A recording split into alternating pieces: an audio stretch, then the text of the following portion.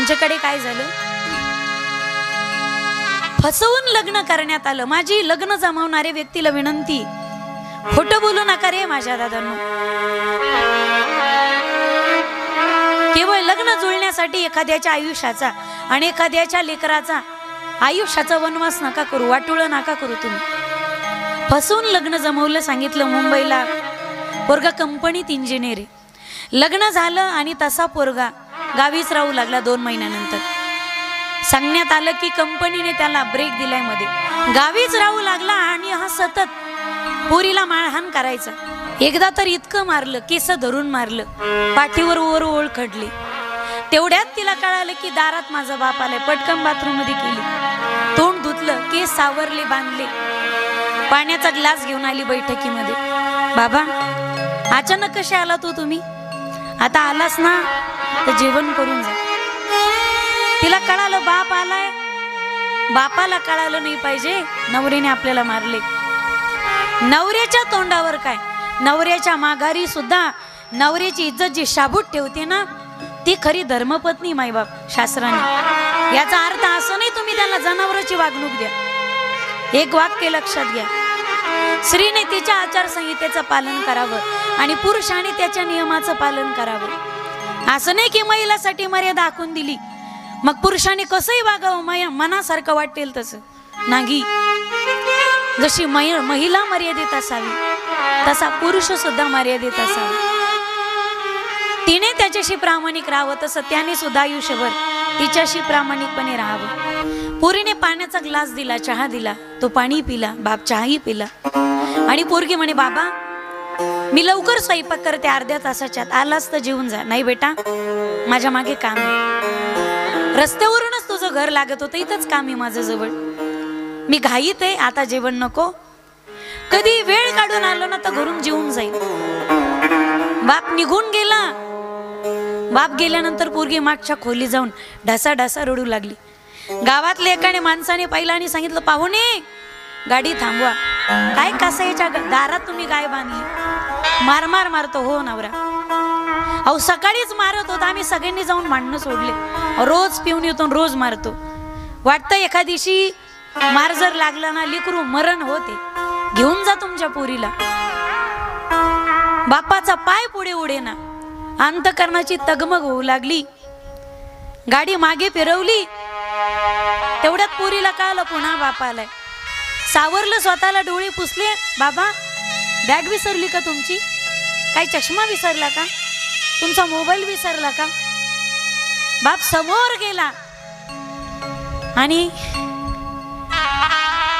लेकीच्या तोंडावरून हात फिरवला.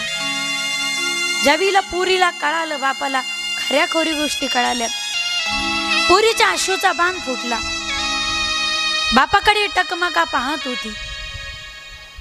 अश्रू गळगळ डोळ्यांच्या कडापर्यंत येऊन थांबले. ते वाट शोधत होते आता कुठून वाट मोकळी करून द्यावी. आतापर्यंत डोळ्यात दाबलेल्या अश्रूंना वाट मोकळी केली आणि पोरगी ढासा ढासा रडायला लागली. बार हार मारतो का ग नवरा तुला? सकाळीच मारलं, मला लोकांनी सांगितलं. हो बाबा. कार्टे अर्ध्या तासापूर्वी येऊन गेलोस, शब्दाने बोलली नाहीस मला. तेव्हा सांगायचं असतं ना, ठेवलं नसतं मी तुला घरात. जवाब विचारला असता त्या नवऱ्याला जावयाला, एका शब्दाने बोलली नाहीस तू.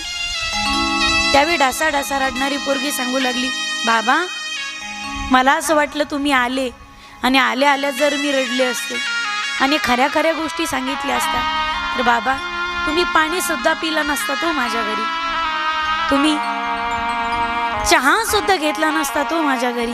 बाबा मला माहिती तुम्हाला शुगर आहे, तुम्हाला बीपी.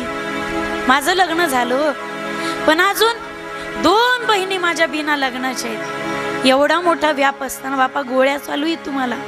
आणि जर मी माझं दुःख तुम्हाला सांगितलं तर त्या दुःखाचा त्रास तुमच्या अंतःकरणावरती जर झेपला नाही, मला कितीही दुःख झालं तरी चालेल बाबा, पण मला सासरी त्रास होतोय या गोष्टीचा त्रास तुम्हाला होता कामा नये. अरे बापाच्या इज्जतीसाठी सासरी कितीही त्रास झाला, जे बापाच्या नावासाठी सहन करते ना ती पोरगी असते रे माझ्या दादांनो. ती फक्त जगात फक्त बापाचा विचार करणारी पोरगी असते. किती त्रास झाला तरी बापाच्या माघारी काय, तोंडावर काय, माघारी सुद्धा बापाची इज्जत जी शाबूत ठेवते ना पोरगी असते ती. घरात पाहुणे आले ना, चहासाठी दूध नसावं. तुम्ही तुमच्या दादूला सांगा, दादू दूध घेऊन ये. तुमचा दादी आधी गिल्लासात पैसे टाकीतो, पाहुण्याच्या तोंडावर पैसे वाजितो. गेल्यानंतर रिकामा ग्लास घेऊन घरी येतो, आहे दूधच भेटलं नाही. हा तुमचा दादे. पण हीच गोष्ट तुम्ही तुमच्या पोरीला सांगा. बैठकीत पाहुणे असले ना, एका हातात पैसे पकडते, एका हातात ग्लास धरते, ओढणी खाली असा ग्लास झाकवते, पाहुण्याच्या समोरून जाते आणि दुधाने भरलेला ग्लास ओढणीच्या खाली झाकून घरात घेऊन येते. गेली आणि दूध घेऊनही आली, पाहुण्याला कळालं सुद्धा नाही. ही घराची इज्जत साबूत ठेवणारी पोरगी असते माझ्या दादांनो. माझी विनंती असेल रे, पोरासाठी किती कमवून ठेवा रे पोराच्या बापांनो. एक दिवस तेच पोरं कमरात लात घालून तुमच्या घराच्या बाहेर तुम्हाला काढून दिल्याशिवाय राहणार नाही. पोरीला तुम्ही कितीही छाडा, तिची काळजी करू नका, टायमावर तिला ड्रेस घेऊ नका, पण सदैव आणि पावलावरती, प्रत्येक पावलावरती आपल्या बापाच्याच सुखाचा आणि हिताचा विचार करते. जगाच्या पाठीवर फक्त ती पोरगी, फक्त पोरगी. लेक वाटी लावल्याच्या वेळेस गळ्यात पडून ढासा ढासा रडणारी आई सगळ्यांच्याच लक्षात राहते. पण लेक वाटी लावल्याच्या नंतर ओसाड पडलेल्या मंडपामध्ये एका खांबाला टेकून रुमाल तोंडाला लावून मसून रडणारा बाप. एखाद्या ढेकळावरती पाणी पडावं, तो ढेकळ जसा विरघळून जावा ना, तशी बापाची अवस्था होते. जी अवस्था सामान्य बापाची, ती अवस्था आज भीमक राजेची सुद्धा आहे. जो आई साहेब रुक्मिणीचा बाप, अरे जगाच्या मालकाचा जो सासरा आहे. एखादी आई मेली तर तिच्या कपाटात निदान 10 नव्या तरी कोऱ्या साड्या सापडतील. 50,000 रुपये पगार असू द्या, पण 2 शर्टाशिवाय ज्याच्या 3रा शर्ट सुद्धा ज्याच्या पेटीत मेल्यानंतर निघत नाही ना, जगाच्या पाठीवरती फक्त तो आमचा बाप आहे. विनंती माझी आज, ज्यांनी पोरी वाट्या लावल्या त्यांना नाही, पण ज्यांना अजून पोरी वाटी लावायच्या, ज्यांच्या पोरीचा विवाह निश्चित झालाय, तारीख काढली, तो उन्हाळ्यात असेल, आता मे महिन्यात, जून महिन्यात, दिवाळीच्या नंतर पुढच्या उन्हाळ्यात, एक विनंती माझी तुम्हाला मातांनी, पोरीला लग्नामध्ये कन्यादान करत असताना मी असं म्हणणार नाही काही गोष्टी देऊ नका. तुमच्या ऐपतीप्रमाणे, तुमच्या ताकदीप्रमाणे तिला सगळं द्या. पोरीला दिल्याने कमी होत नसतं, बहिणीला दिल्याने काही कमी होत नसतं. तुमच्या ऐपतीप्रमाणे तिच्या लग्नात हुंडा द्या. हुंडा मागू नये बरं का, मागून घेऊ नये. हुंडा देणं घेणं कायद्याने गुन्हा आहे. पण तुमची परिस्थिती असेल तर तुमच्या इच्छेप्रमाणे तुम्ही पोरीला लावू शकता. मी असं म्हणणार नाही की देऊ नका, सगळं तिला द्या. पण एक विनंती असेल माझी, तुमची परिस्थिती नसेल तर काही गोष्टी कदाचित देऊ नका तिला. हा देऊ नका. तुम्ही एवढं देताय तिला, गॅस सगळं देताय, गीजर सगळं देताय, लाइटर सगळं देताय.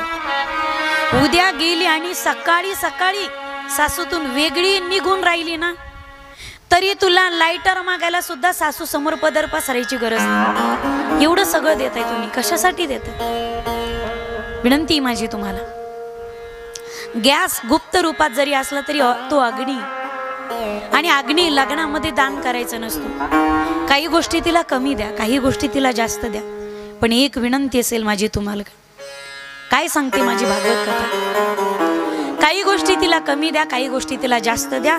पण माझ्या ताईंनो, पोरीच्या लग्नात कन्यादान करत असताना तिला संस्काराची शिदोरी मात्र भरभक्कम द्या गड्या.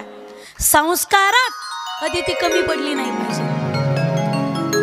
ज्यावेळी लग्न झाल्यानंतर स्वतःच्या स्वभावाने ती सासऱ्यांना, सासूला, तिच्या सगळ्या घराला, ननंद भाऊजाईला, तिच्या ननंदेला, तिच्या दिराला, तिच्या पतीला, घरातील सगळ्या व्यक्तींना जर ती प्रसन्न ठेवीत असेल, तिच्या स्वभावानं आणि तिच्या शब्दांना एक लक्षात घ्या माईबाप, शब्द आणि शस्त्र या दोघांची धार जवळपास सारखीच असते, फक्त फरक एवढा आहे, शस्त्राने मान कापल्या जाते आणि शब्दाने मन कापल्या जातात. शस्त्राने मान कापलेला व्यक्ती एकदा मरतो, पण शब्दाने मन कापलेला व्यक्ती क्षणोक्षणाला मरत असतो.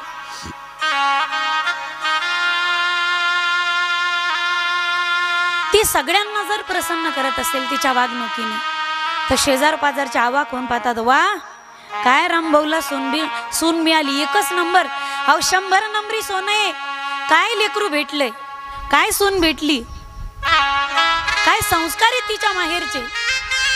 त्यावेळी सगळेजण आवाक होऊन पाहतात तिच्याकडे, बाई हे सगळे संस्कार तुला कुठून मिळालेत ग बेटा. आणि त्यावेळी आम्हा पोरींकडे एक वाक्य स्वाभिमानाने असतं की सगळी संस्काराची शिदोरी आम्हाला आमच्या आई वडिलांकडून कन्यादानात मिळाली. ही सगळी संस्काराची शिदोरी आम्हाला आमच्या आई वडिलांच्या घरून मिळाली.